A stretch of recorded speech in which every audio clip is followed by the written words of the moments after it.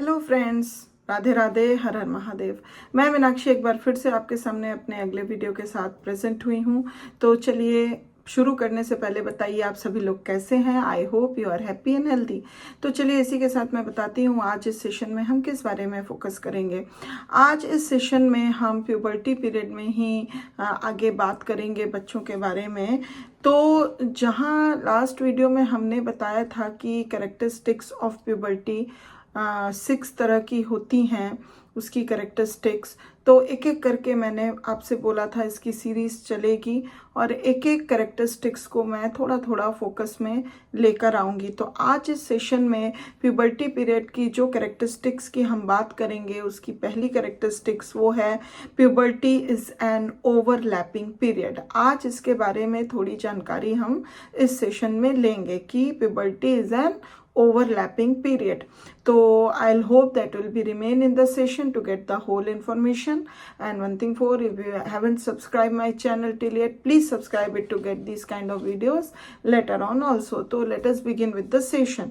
Puberty को overlapping period क्यों बोलते हैं? Because puberty must be regarded as an overlapping period because it encompasses the closing years of childhood and the beginning years of adolescence.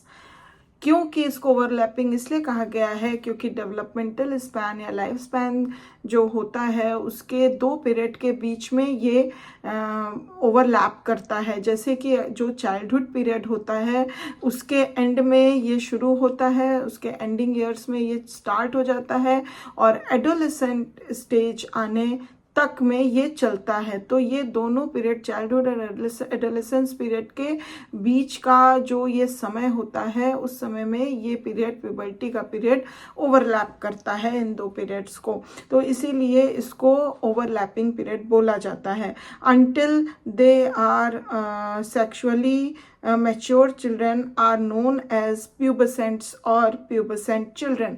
तो जब तक कि बच्चे जो हैं वो सेक्सुअली मैच्योर नहीं हो जाते हैं तब तक उनको प्यूबसेंट्स बोलते हैं या फिर प्यूबसेंट चिल्ड्रन बोलते हैं। क्योंकि ये जो प्यूबर्टी का पीरियड है इसके एंड होते होते बच्चा जो है वो सेक्सुअली मैच्योर हो जाता है, लेकिन जब तक वो मैच्योर नहीं होता है उसको प्यूबसेंट्स या और प्यूबसेंट चिल्ड्रन बोला जाता है। और जब वो sexually, when they become sexually mature, they are known as adolescents और यंग एडोलेसेंट्स।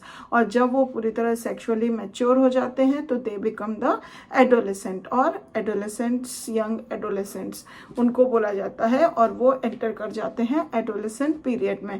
तो शायद मैं आपको बता पाई, समझा पाई कि प्यूबर्टी पीरियड को क्यों ओवरलैपिंग पीरियड बोला जाता है। बच्चा चाइल्डहुड एंड करके सीधा एडोलेसेंट स्टेज में नहीं पहुंचता है। चाइल्डहुड से एडोलेसेंट स्टेज में बहुत ही थोड़े पीरियड के लिए ये प्यूबर्टी पीरियड आता है जहां बच्चा सेक्सुअली मैच्योरिटी पाता है और ये चाइल्डहुड और एडोलेसेंट पीरियड के बीच में प्यूबर्टी पीरियड ओवरलैप करता है।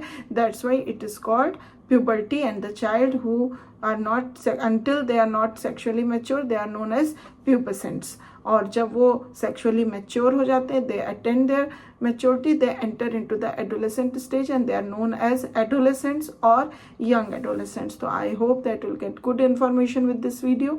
If you like it please give a like. If you have any comment, any question, any query regarding any kind of information, please ask me into the comment box. I'll be very pleased to give the answer.